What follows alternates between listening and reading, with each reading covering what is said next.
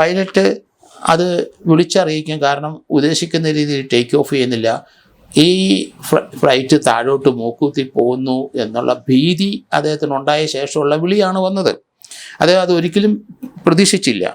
ഫ്യൂവലിനകത്ത് അല്ലെങ്കിൽ ആ engine work ചെയ്യാതെ വരുന്ന ഒരു സാഹചര്യം ഉണ്ടെങ്കിൽ അതിൻ്റെ ഫ്യൂവലിൻ്റെ കണ്ടാമിനേഷൻ, അവിടെയാണ് പ്രശ്നം. ഞാനും അത് തന്നെയാണ് സംശയിക്കുന്നതിൻ്റെ കാരണം എൻജിൻ വർക്ക് ചെയ്തില്ലെങ്കിൽ ഫ്യൂവലിൻ്റെ കുഴപ്പം തന്നെ. എയർപോർട്ട് നമുക്കറിയാം, ഈ എൻജിന് അകത്തുള്ള പ്രത്യേക രീതിയിലുള്ള ഫ്യൂവലാണ് ഫ്ലൈറ്റിന് ഉപയോഗിക്കുന്നത്.